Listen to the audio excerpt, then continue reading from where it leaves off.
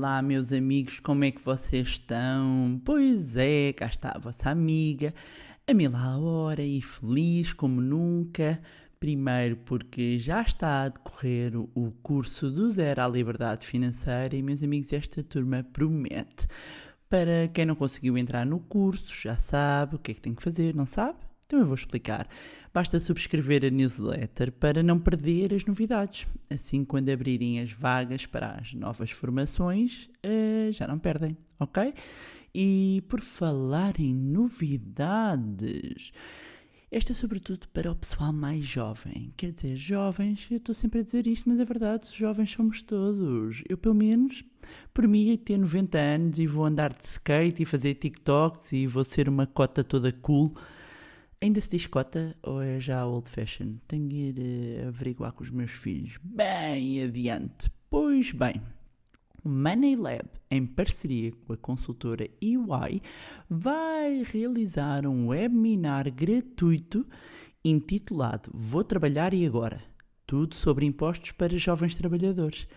Vamos responder a perguntas como até quando é que se entrega o IRS com os pais, como preencher a primeira declaração, para que serve um ato isolado, como funcionam os recibos verdes, quais os descontos que se têm de fazer para a Segurança Social, limites e isenções. O webinar vai decorrer no dia 24 de setembro, às 18 horas, no canal de YouTube do Money Lab. E para receberem o aviso e também deixarem algumas questões, podem inscrever-se no link que eu vou deixar na descrição, ok? Digam lá se não é incrível. No meu tempo ninguém organizava nada disto, não é? Quem é amiga? Toca avisar os amigos, os filhos, os primos, os enteados e tudo, ok? Então vamos ao nosso tema de hoje.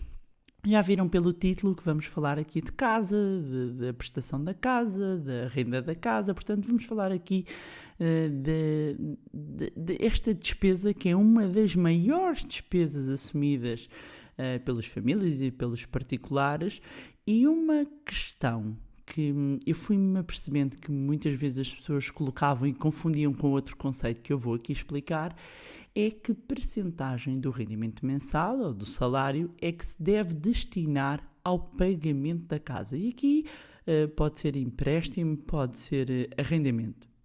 O que incluir nesse valor? E há sobretudo aqui uma regra, acima de tudo, importante, que é, quando vamos falar aqui da rubrica, digamos assim, desta categoria da habitação, quanto custa ter um teto, pelo menos, ok?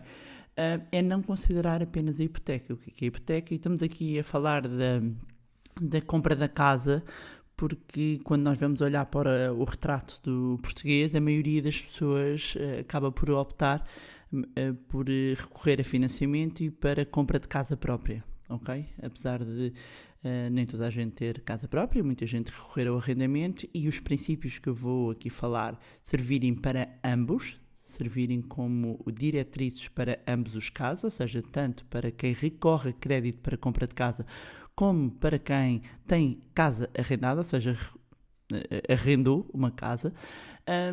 E aqui, acima de tudo, é considerar as boas práticas da gestão das finanças pessoais indicam que a fatia do orçamento destinada à habitação deve abranger não apenas o pagamento da hipoteca ou do arrendamento, mas também os impostos sobre a propriedade e todos os seguros relacionados à habitação, e aqui estou a falar do crédito à habitação, ou seja, vou usar, para não andar sempre a fazer, vocês percebem que eu estou a falar do pagamento de casa, ok?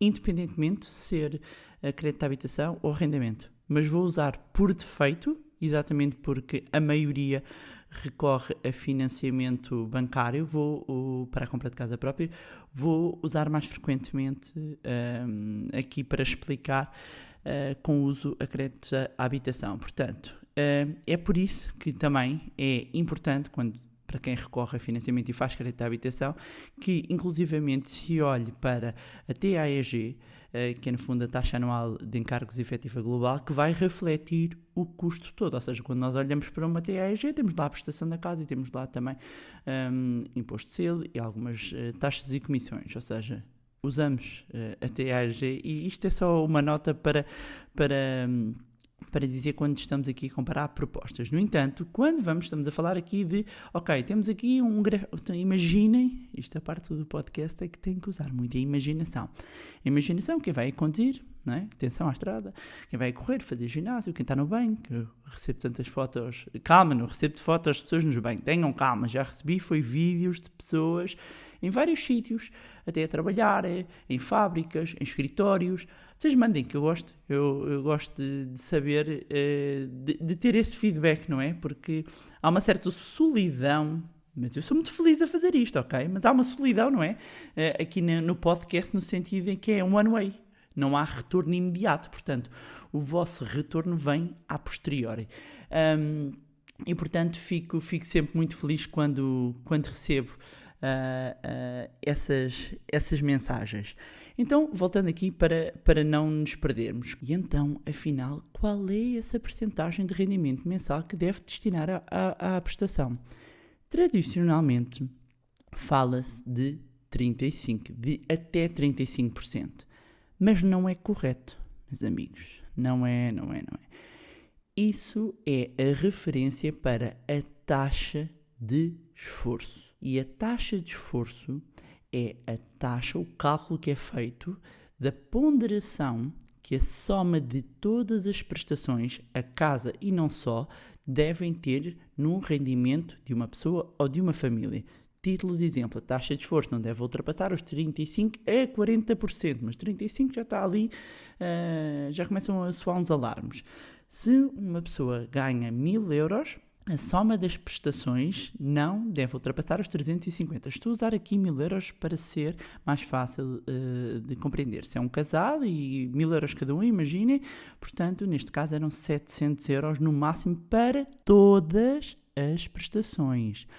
Todas as prestações. Isto é a taxa de esforço e que é uma medida utilizada, uma taxa e um cálculo usado pelos bancos para avaliar inclusivamente o risco dos clientes e que vai acabar por definir até quanto vão pagar de spread e quanto é que vão pagar depois no final da prestação da casa. Mas, para dizer, não confundir a taxa de esforço com o valor que deve ser destinado à prestação da casa, ao pagamento da casa. Então, qual é que é esse valor? Existe? Sim, existe. E para mim, no máximo, estamos a falar de 25% do salário líquido mensal, 25% do rendimento líquido mensal. Ou seja, 1/4 do que recebe todos os meses pode ir para o pagamento da casa. 1/4, 25%.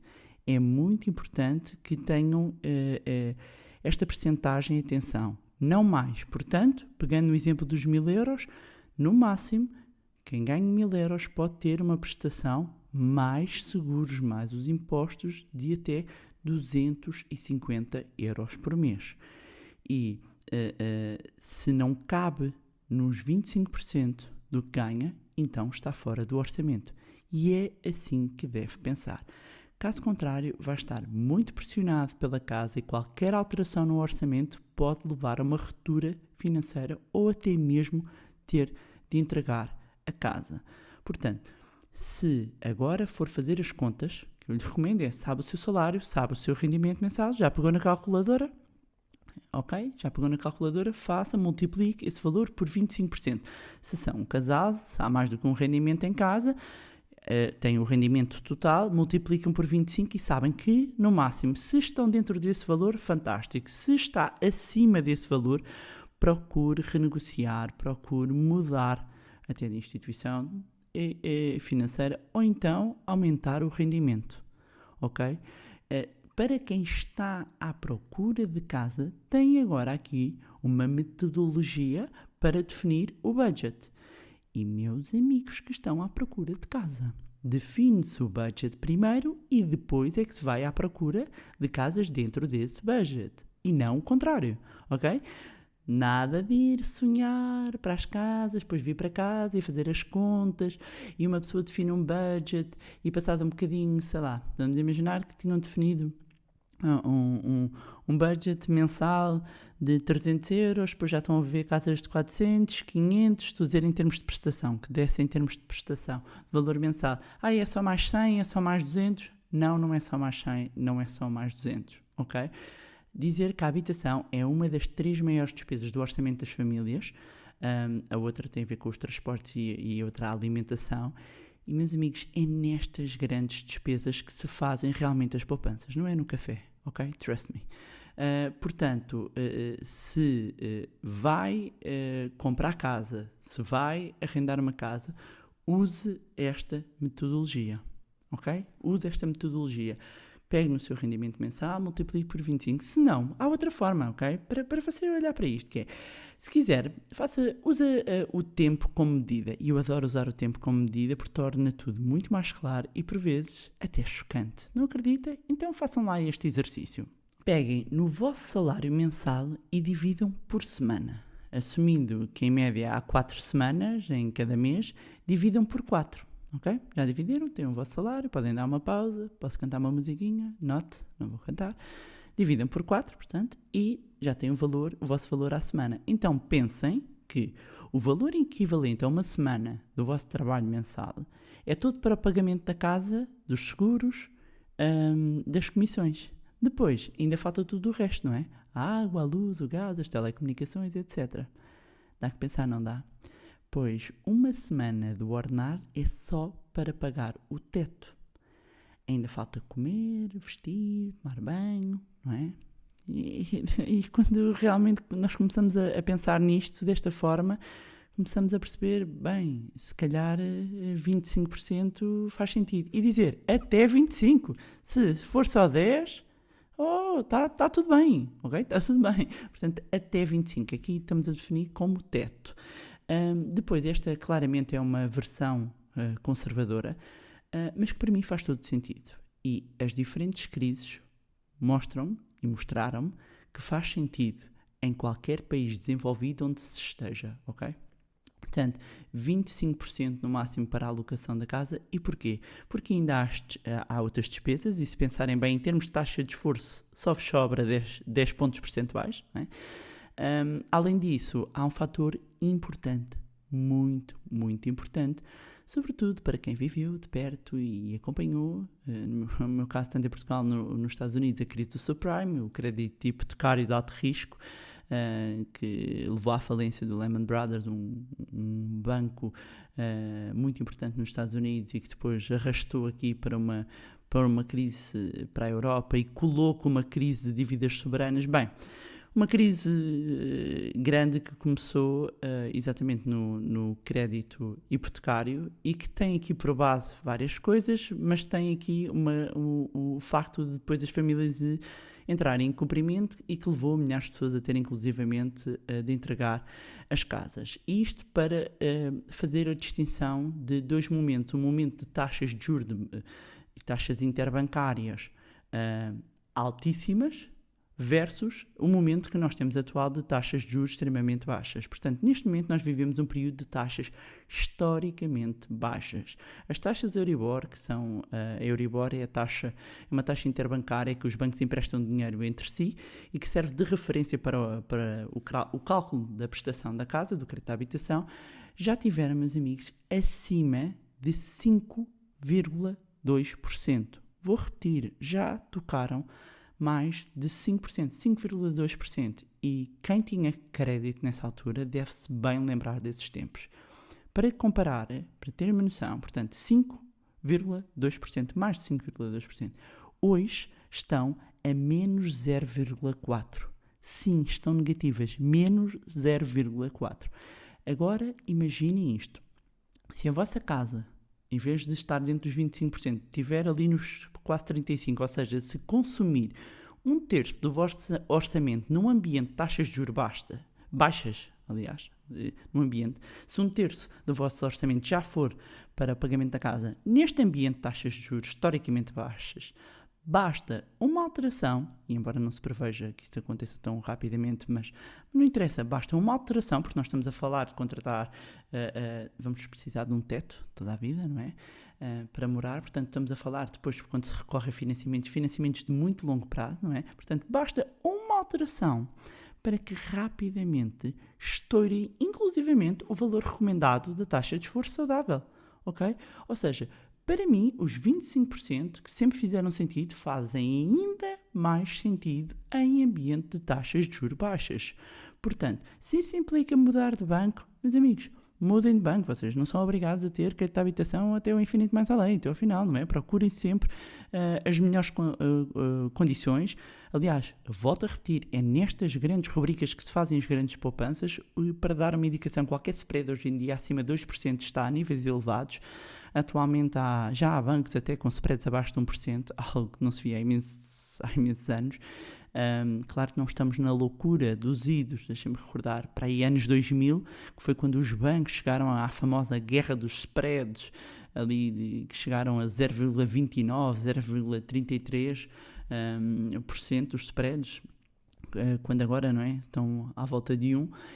Mas nessa altura, a Euribor, a taxa que eu vos falei que hoje está negativa é menos 0,44%, nessa altura andava ali nos 2,6%. E meus amigos, eu convido-vos a vocês irem ao site do MoneyLab e utilizem o simulador que temos lá de crédito à habitação e façam a diferença. Portanto, ponham as mesmas condições e façam a diferença entre ter uma Euribor a 0 ou ter uma Euribor a 2,6 ou 5, mesmo que o spread fosse 1 num caso e noutro. E vejam a diferença na prestação e vejam a diferença na totalidade do crédito. Portanto, nota, reforço, eu não me canso porque isto é muito, muito, muito importante. Quando vão à procura de casa, para quem está à procura de casa, para quem vai mudar, mesmo quem tenha está à procura, atenção aqui a este budget, 25% do vosso rendimento mensal. A sério, não ultrapassem. É uma boa medida, é uma boa prática em termos de planeamento e de gestão das finanças pessoais. Porquê? Porque permite que mesmo num casal, quando há alguma alteração, seja mais facilmente acomodável depois com renegociações do que se estiverem ali no limite. Ok? Fica então essa indicação e partilhem isto com quem acha que pode fazer diferença. E pronto, era isto que tinha para vos dizer hoje. E agradecer uma vez mais a todos as mensagens, as partilhas, os e-mails, as fotos. Muito, muito obrigada. Já sabem que podem continuar a acompanhar no meu Facebook, no meu Instagram, cujos links vou deixar na descrição. Podem se juntar ao nosso grupo no Telegram. Também deixar aqui a nota, vou deixar na descrição também o link para a inscrição no webinar.